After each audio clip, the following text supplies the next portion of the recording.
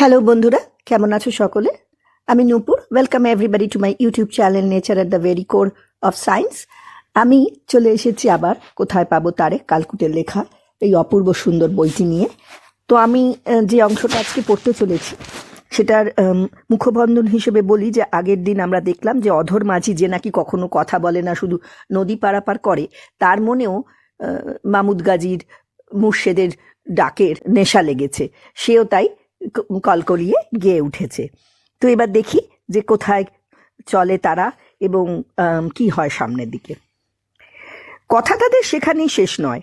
অধর মাঝি একবার গাজীর দিকে দেখে, আবার চোখ তোলে সেই দূরের আকাশে। তেমনি মোটা গোঙানো স্বরেই বলে, যখন চোখ বুজে থাকি তখন তার টুক দেখি, যেই খুলেছি চোখ আর তারে দেখতে পাইনে, পরে আসমান জমিন খুঁজি যদি কোনোখানে। গাজী দুহাত তুলে ডুবকি বাজিয়ে দিল, জলে তরঙ্গ তুলে হাঁক দিল, অয় মরে যায় গো অদরদা, বড় জব্বর শোনালে। কথা শেষ হবার আগেই নৌকা এসে পাড়ে ঠেকলো। অধর মাঝির কথাতেই কান পেতেছিলাম। নৌকার ধাক্কা লাগতে সংবিত ফিরল। অধর আগে নেমে গিয়ে খুঁটি পুতল মাটিতে। সংবিত ফিরতেই প্রথম মনে হলো, ইছামতিতে কত জল, ঠাউর পেলাম কি? দুটো পাগলের পাল্লায় পড়েছে কিনা বুঝতে পারি না। লোকটাকে দেখছিলাম নির্বিকার, চোখে তার সবই নিরাকার যেন। এখন দেখছি যমুনার মতো, নদীর তলায় বাঁকা স্রোত। মাঝির মুখের দিকে তাকিয়ে দুয়ানা পারানি দিলাম। ভেবেছিলাম একবার বুঝি তাকাবে, কিন্তু পয়সা গুনে নিয়ে নৌকায় গিয়ে জল সেচতে বসলো। অধর মাঝির কিছুই জানি না, তবু কালো ভাবলেশীন মুখটার দিকে চেয়ে হঠাৎ মনে হলো অধর মাঝি বোধহয় একেবারেই অধর নয়। জায়গাটা চিনতে পারি না, তবু কি একটা জায়গা যেন তার ভেতরে দেখা গেল। সেখানকার ঝলকটা চোখের জলের না হাসির বুঝতে পারলাম না। গাজীর তখন হাঁক, বাবু গাড়ি এসে গেছে। তাড়াতাড়ি দৌড়ে গেলাম। জায়গা পাবার আশা নেই, কিন্তু উঠতে না উঠতেই গাড়ি ছাড়ে ছাড়ে। তার মধ্যেই গাজীর ত্রাহি চিৎকার শোনা গেল বাইরে থেকে, মুর্শেদের দোহাই, আমারে উঠতি দেন কন্ডার বাবু, ওই যে বাবু গাড়ির মধ্যেই, উনি আমার পয়সা দিবেন। গাজীর চিৎকার শুনে তাকিয়ে দেখি বড় বেকায়দা। এখন মুখ দেখে কে বলবে অরূপ অটল নিরঞ্জনের তত্ত্ব রসে টলমল। এই মানুষ আর সেই মানুষ। কন্ডার বাবু অর্থাৎ কন্ডাক্টরের মুখের দিকে এমন করে তাকিয়ে আছে যেন কেউ হাতে পাওয়া মুর্শেদ নিয়ে চলে যায়। ফাটা চৌচির মুখখানি চূর্ণ চূর্ণ হয়ে যাবে। এদিকে মোটর বাস যত গর্জায় তত বর্ষায় না। তার এঞ্জিনের গর্জন, সহিসের হাঁক আর দূর থেকে থেকে দুলে ওঠা কেঁপে ওঠা সব মিলিয়ে এক এলাহি কাণ্ড। এই বুঝি ছাড়ে, চলে যায় চলে যায়, তাড়াতাড়ি এসো। যাত্রীরা অসবুর হয়ে দৌড় দেয়। মফস্বলের যেখানেই যাবে সেখানেই এরকম হাঁক ডাক, যেখানে যেমন। এখন ঘন্টা বাজে না, ভোঁ বাঁশি কিছু বাজে না, সহিসকেই হেঁকে জানাতে হয় গেল গেল, ছেড়ে গেল, নইলে যাত্রীদের হুঁশ হতে চায় না।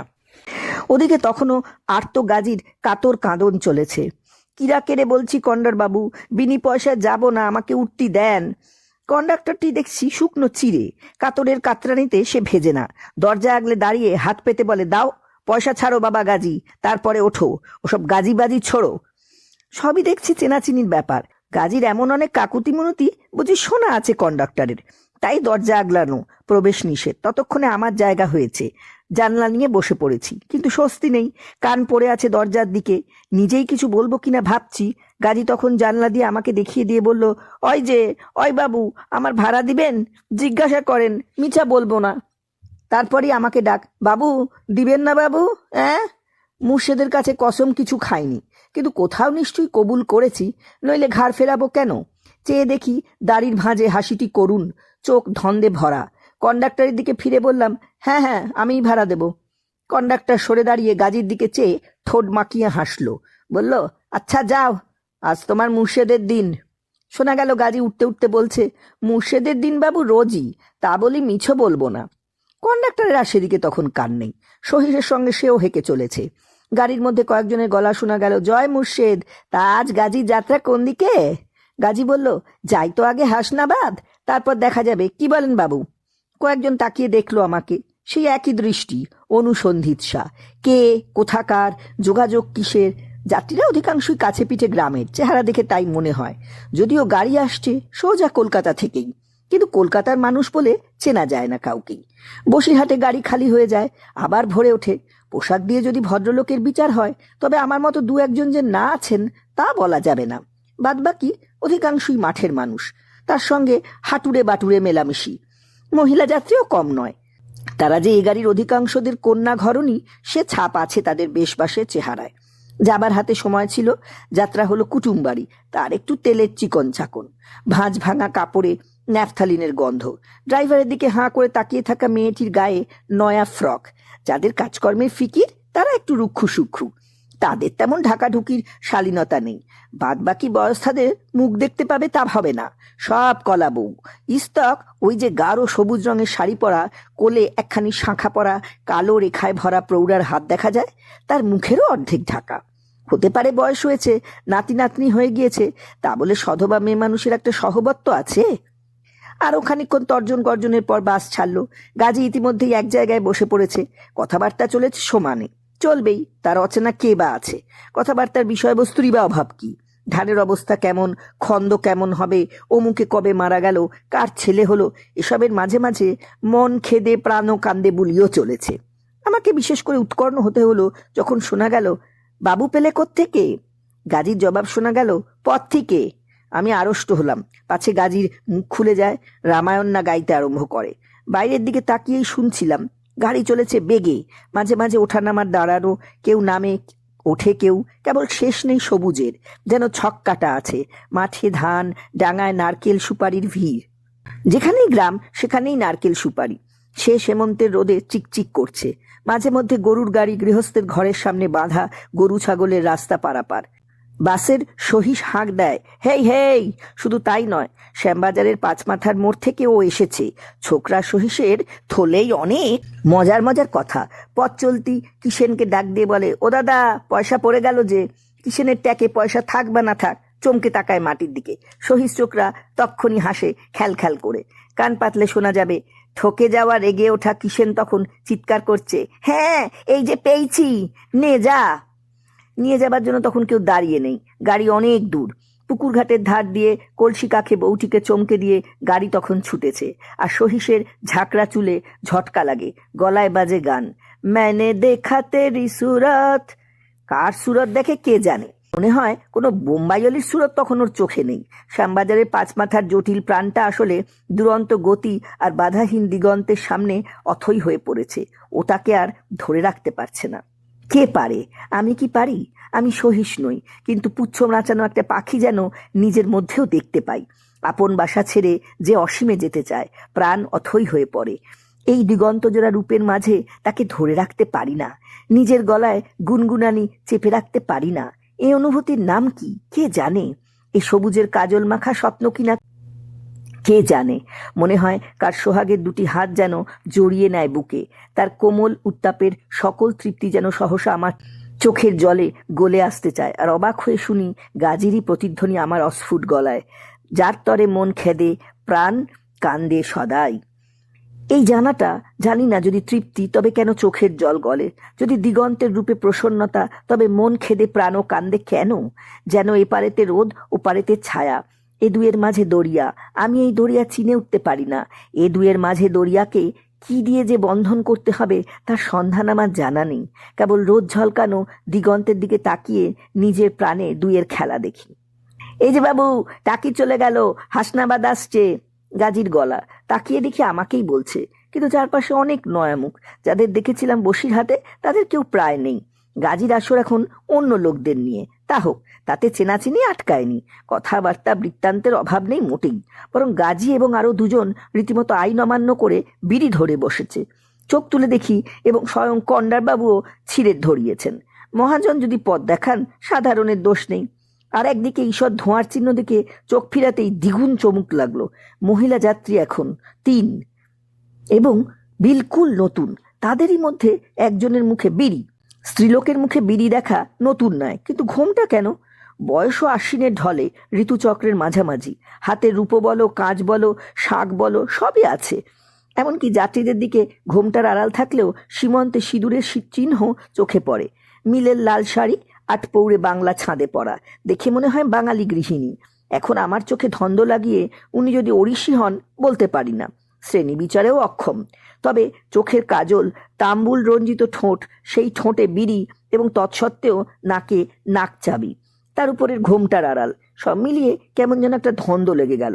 অপযশ করব না, মুখখানি একেবারে ফেলনা নয়, গ্রামীণ ছাপটা পুরোপুরি আছে, তার সঙ্গে একটু রোখাচোখা ভাব। দুটো কথা বলে যে কেউ পার পেয়ে যাবে তেমন সম্ভাবনা নেই। কিন্তু আমার চমক লাগলো, ঘুমটা কেন, কাকে দেখে? নলচে আড়াল বলে একটা কথা আছে শুনেছি, নলচে আড়াল বিচিত্রাও কম দেখিনি। বাপ দক্ষিণ ফিরে কথা বলে, ছেলে উত্তর দিকে ফিরে জবাব দেয়, মুখে তার হুঁকা। বাপ বেটা কিনা, মুখোমুখি খাওয়া যায় না, হাজার হলেও একটা সহবত বলে কথা আছে। সে তবু তো বাপ ছেলে। একবার দাঁড় ভাঙার পথে পেট ফুলে ওঠা কাকে বলে দেখেছিলাম। ছোট্ট একটি ফার্স্ট ক্লাস কামরা, যাত্রী কুললে কয়েকজন।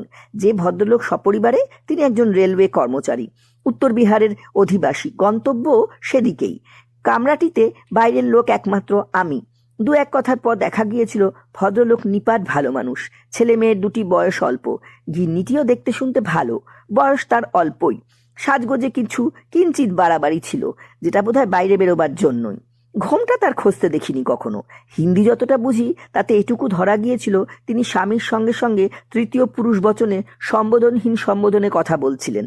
যেমন, ছেলেকে একটু জল দেওয়া হোক, জানালাটা একটু বন্ধ করে দিক, উনি কি এখন খাবেন? বাঙালি মাত্রেই জানেন ও বচন কর্তা গিন্নির মান অভিমানের। এক্ষেত্রে তা নয়, দেখা গিয়েছিল ওটা সহবত। গিন্নির হাতে একটি হিন্দি ম্যাগাজিন ছিল, মলাটে মুখোশ পরা যুবতী রমণীর হাতে পিস্তলওয়ালা ছবি। সে কি কোনো মেয়ে রবিনহুড, নাকি পাঁচকড়িদের পাপিয়সী জুমেলিয়া জাতীয় কেউ, কে জানতো? লক্ষ্য না করে পারা যায়নি। কোনো কোনো সময় মহিলাটি আমার দিকে ফিরে তাকাচ্ছিলেন। কেন, নিষেধ আছে নাকি কিছু? না, নিষেধ ছিল না, কিন্তু তাকানোর মধ্যে দেখা গিয়েছিল চোখের তারায় কি যেন এক কথা। ভিন পুরুষের দিকে রমণীর পলক হারা চোখ, ভিন পুরুষের কথাটাও ভাববার, যেন চোখে হারানোর মতো। হেরিতে স্বাদ মেটে না। তারপর হেরিতে হেরিতেই সহসা ঠোঁটের কোণে একটু বিষণ্ণ হাসি, তাতে নাকছাবি ঝলকায়নি, কিন্তু তার বুকে দুলে ওঠা হুশ করা দীর্ঘশ্বাসে সেই শীতেও ভিন পুরুষের বিনবিনিয়ে ঘেমে ওঠার অবস্থা। রমণীর মন বুঝতে হাজার বছরের সাধনার দরকার, কাব্যে পড়া আছে। তত পরমায়ু কোনো কালেই পাওয়া যাবে না, অতএব সে চেষ্টা বাতুলতা। অথচ সেই পলকহারা চোখ, বিষণ্ণ হাসি এবং দীর্ঘশ্বাসের হাহুতাশ কেন? মানুষ তো তার উপর রমণীর মন না বোঝা পুরুষ মানুষ। প্রথমেই যে কথাটা মনে হয়েছিল তার নাম ছিছি, এখন ভাবলে প্রায় নিজের চোখেই না দড়িয়া ভেসে যায়। যাই হোক, ক্ষণে ক্ষণে সেই পলকহারা দৃষ্টি, বিষণ্ণ হাসি, দীর্ঘশ্বাসের কাঁটা বেঁধা নিঃশব্দ নাটক কত কথাই ভাবিয়েছিল। এমনকি জুমেলিয়ার ডাকিনী রহস্যের কথাও একবার মনে হয়েছিল। রাত্রি 9টা নাগাদ ছেলে মেয়ে দুটি ঘুমিয়ে পড়েছিল। কর্তাকে দেখছিলাম কখনো ছেলে মেয়েদের সেবায়, কখনো বাইরের দিকে দৃষ্টিপাতে চিন্তান্বিত, উদাস। উদাস কিনা জানি না, কেননা হাই উঠছিল খুব। কচিত কখনো গিন্নির সঙ্গে দু একটা কথা। তারপরেই তিনি বাথরুমে গিয়েছিলেন। আমার বুকটা দুরদুর করছিল, করতে করতেই নিঃশ্বাস বন্ধ। শুনতে পেয়েছিলাম, আপকা কৃপা। ভিন পুরুষ চমকে চোখ তুলেছিল। আপকা কৃপা মানে দয়া করে আপনি? দেখেছিলাম রমণীর ঠোঁটে কুণ্ঠিত হাসি, দৃষ্টি সলজ্জ, তার মধ্যেই বাদ দুয়েক ভীরু চকিত চোখে বাথরুমের বন্ধ দরজার দিকে দৃষ্টিপাত। তিনি যা বলে উঠেছিলেন তার বাংলাটা ঠিক এরকম, দয়া করে আপনি আমাকে একটা সিগারেট দিন, আর আপনার দেশলাইটা মেহেরবানি করে তাড়াতাড়ি দিন, উনি এসে পড়লে আর হবে না। কামরায় বজ্রাঘাত হয়েছিল কিনা মনে পড়ে না, তবে নিজের কানকে বিশ্বাস করব কিনা বুঝতে পারছিলাম না। আমি কি সত্যিই ওই কথাগুলো শুনেছিলাম? নিজের মুখ তো দেখতে পাইনি, কেমন করে জানা যাবে তার কি হাল হয়েছিল? কিছু একটা হয়েছিল, কারণ কয়েক মুহূর্ত দেহ মন অবশ হয়ে গিয়েছিল। আবার প্রায় কাঁদো কাঁদো সুরে শোনা গিয়েছিল, জলদি আপকা কৃপা। তাড়াতাড়ি সিগারেট বের করে দিয়াশলাই শুদ্ধ বাড়িয়ে দিয়েছিলাম। তিনি ছো মেরে তুলে নিয়েছিলেন, আর মুহূর্তেই তা তার দেহবল্লরী আচ্ছাদিত ঝলকানো শাড়ির মধ্যে অদৃশ্য হয়েছিল। আহ আহা, জীবনে কোনোদিনও কোনো রমণীর অমন খুশি ঝলকানো তৃপ্ত মুখ দেখেছি কিনা মনে করতে পারি না। শুনতে পেয়েছিলাম আমার ভিতরে যেন কেউ অস্ফুটে ডেকে উঠেছিল, মা, মা গো। সেই মুহূর্তে তার বেশি কিছু নয়, একটু পরেই কর্তা বেরিয়ে এসেছিলেন। গিন্নি তৎক্ষণাৎ খাড়া, শটান বাথরুমে। কর্তাটি একেবারে নির্বিকার, তিনি ভালো করে বিছানা পাততে মনোযোগ দিয়েছিলেন, আর সেদিকে তাকিয়ে মাতৃ সম্বোধনে আর্তপ্রাণ কবিতার সেই কলিটি আওড়াচ্ছিল, রমণীর মন সহস্র বর্ষেরই সখা সাধনার ধন। ওরে পুরুষ, তোরে ধিক ধিক ধিক ধিক। মনে করেছিলে রমণীর সব কটাক্ষই বুঝি এক না? সব হাসি, সব দীর্ঘশ্বাস এক বায়ে বয়ে না? মনে করেছিলে সব অটল অরূপ নিরঞ্জনের খোঁজে একদিকেতেই ছোটা? তারপরেই অবাক মানার পালা, আর যত অবাক ততই রূপের মাঝে অরূপের আলো ভিন পুরুষের প্রাণে। সেই মুহূর্তে কার কাছে যে কৃতজ্ঞতা জানাবো ভেবে পাইনি। দ্বারভাঙাগামী রাত্রের ট্রেনে জীবনে কোন রসিক যে সেই নেশা বিচিত্র দেখিয়েছিল তার খোঁজ পাওয়া যায়নি।